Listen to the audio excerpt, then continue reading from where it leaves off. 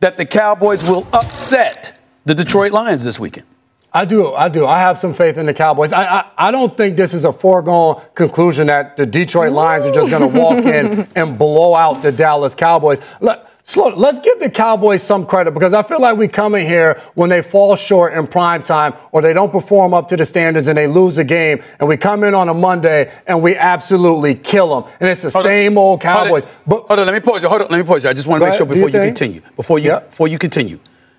Am I listening to Jason McCourty come on national television on First Take and accuse us of being too hard on the Dallas Cowboys? Is that what I'm hearing from you? Nope. Not saying too hard. It's justified. What I'm saying is when they get in the fourth quarter of a close game and Dak drives them down the field amidst the adversity of throwing a red zone interception, of fumbling a ball in the red zone, you drive them down there, you get to a 4th and goal, and you make the play to win the football game. Dan O's laughing. You have to give credit for that. We can always say, well, but they didn't play well. Well, but he threw this interception to Joey Porter Jr. They found a way to win the game. We've said on offense for those guys the whole time. We said somebody other than CeeDee Lamb has to do something. Somebody in the game other than CeeDee Lamb did something. Can that not carry over and say, you know what? They did answer a few questions in that game to give you some hope for them moving forward. You can't always say doom and gloom when they win a game. They won the game, but you know what? The Pittsburgh Steelers stink. They need to get Justin Fields out of there and Russell Wilson. They beat the Giants. Well, the Giants aren't any good. Did you see the way they struggled in that game? Like, you have to give them some credit when they find a way to win football games. Uncross your arms, Dan. You sound like Dear Abby. Go ahead, Dan. Listen, we gave them credit for that comeback. Great. Nice drive. Yes. You had 6 points with 18 minutes to go in the game. So I don't think that they have a chance to go down there and win, no. Or to stay at home and win. I think this is very similar to what I felt maybe about like the Saints game, a bad matchup for the Dallas defense specifically. This is a Lions offense that is violent and diverse and one of the best run games in football. The Cowboys have the worst pass defense in football going right now, and by far the worst pass defense when teams' offenses run motion. You know that's something Detroit's going to do. Here's my thing with this whole Cowboys-Lions game. Dallas, if you want us to take you seriously, win. Win. Beat them. Prove that you belong. Because right now, at least me, I don't believe Dallas is a playoff football team.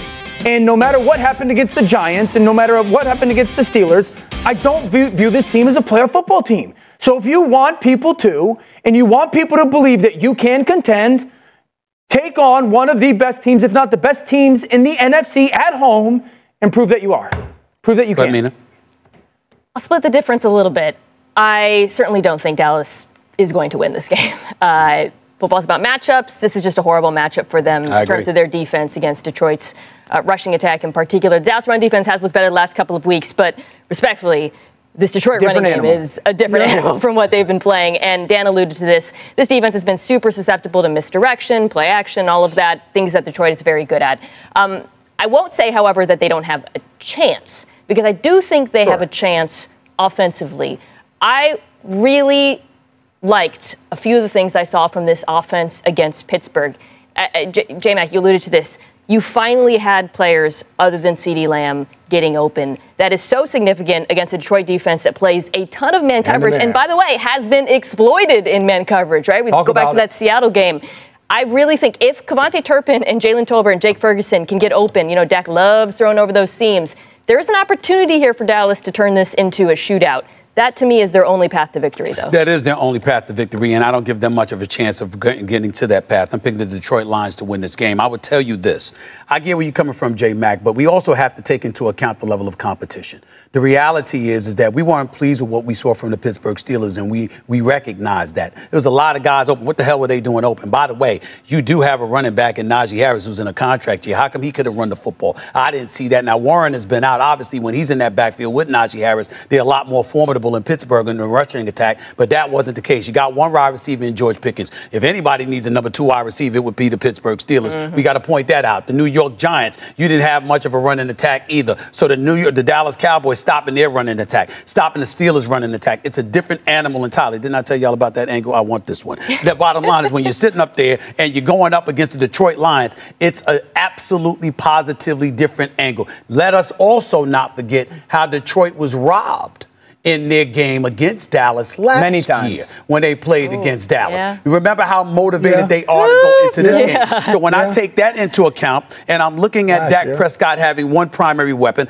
I'm looking at them rank. What is it right here?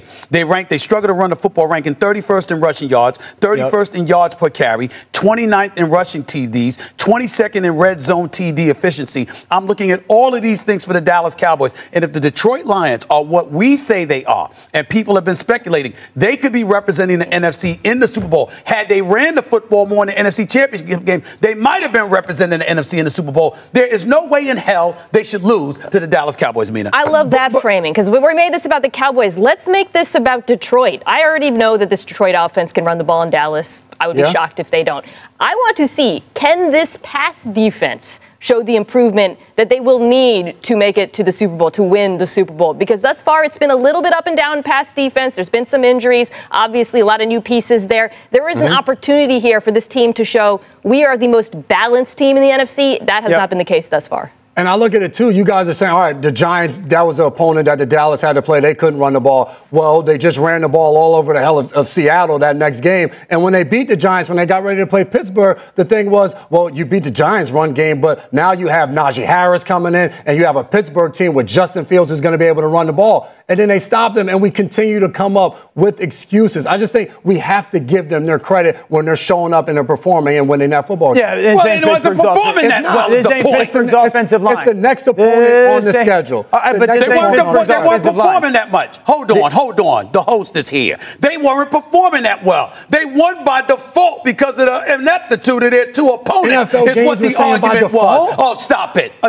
You please. They scored 20. Have the Dallas Cowboys been that impressive? The other team scored less than 20. But the other team isn't a dynamically explosive offense in either elements. Like the Giants and the Steelers aren't unbelievably explosive when it comes to that stuff. I get that. At all. But you didn't play Pittsburgh's offensive line this week. Hey, here's my thing, and Mina, I get your a shootout point. And I think Brian Branch, hopefully playing in this game for Detroit, matters because I think he can maybe match up with Ferguson. Terry and Arnold. You would know this better than me. I think he's got to develop a little bit more with some discipline. Stop grabbing.